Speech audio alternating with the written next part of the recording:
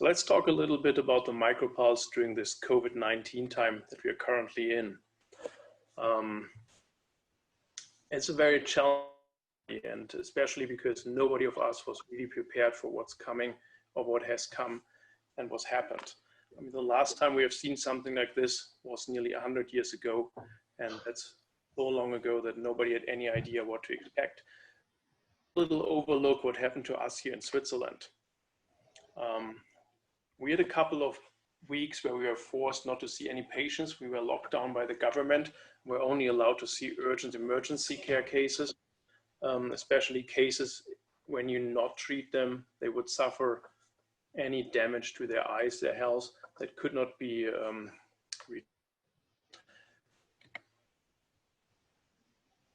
So why was the government doing this? The government was trying to keep capacity in the hospitals available in case we would see a peak of cases, as we have seen it in China, Italy, Spain, and we see it currently in the US and in Brazil. We were lucky that this didn't happen here in the north part of Switzerland at least, but for 6 weeks we were on lockdown. I know similar regulations and recommendations have been in place or are in place in many countries over the world. And we got lucky, as I said, like the numbers in the north of Switzerland didn't peak that much. And at the moment, the reproduction rate of the virus is lower than 1. So the cases are going down. And I looked it up yesterday. We had about 10 cases, new cases. So we're very, very lucky that we are kind of getting over the situation here. But personally, there was a fear. There was a lot of fear involved in this lockdown situation. The fear of being infected personally, being in fear that your family members of your team, your work team, your friends and your patients could be infected. There was also fear of not seeing patients, not being able to care for them in the way we're used to. And also we were concerned of being the patient number 0 for family members, friends, patients, and to infect them potentially. However, we all adapted kind of to the situation.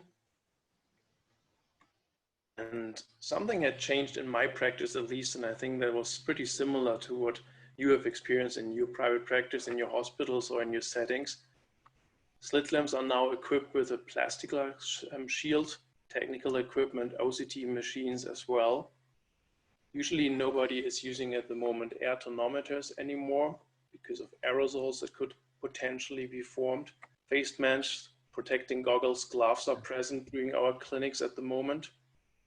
It makes it sometimes to get interaction with the patients, to be close to them.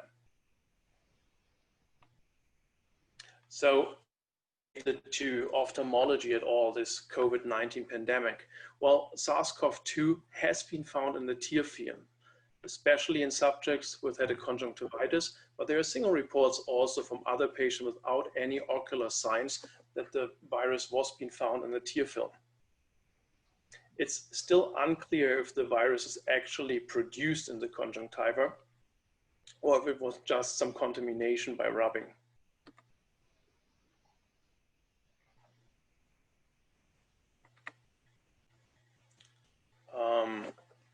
Potentially the virus could also be in intraocular fluids. So if you perform surgery, there could be some aerosols built during phacoemulsification or during vitrectomy that could infect you, your team members in the OR. So what we established here was a pre-op testing. And if the negative in those cases, personal protective equipment was sufficient, but all patients got a preoperative testing before any intraocular surgery. Iodine is very effectively killing the virus in a concentration of 5 to 10 used in ophthalmology. If the pre-op testing was positive, you have to use an N95 mask. In addition, eye protection, face shields, and you also have to take into account that the OR theater needs sufficient time for air exchange. So in our hospital, we usually wait between 1 and 2 hours between surgeries of COVID-19 positive patients.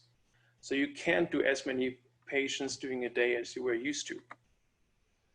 My personal experience? Well, by not being allowed to see patients, the volume in my glaucoma clinic dropped by approximately 50 to 60%, but the surgical volume dropped by amazingly 80%. The biggest problem was that elderly patients were scared to be seen in the hospital, so they don't want to come in that often as necessary anymore. But on the other hand, you have to treat some of them.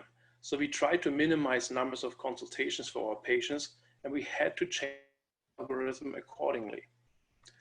So that's my usual algorithm, and there's something similar that Marc from Munich showed you before. We start with drops, we go over to lasers, SLT and ALT, we wait a little bit, maybe perform a mixed procedure in the middle, then we do microdestruction.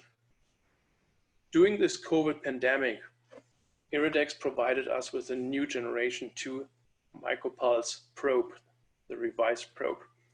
And we could use it in this paradigm change in our algorithm.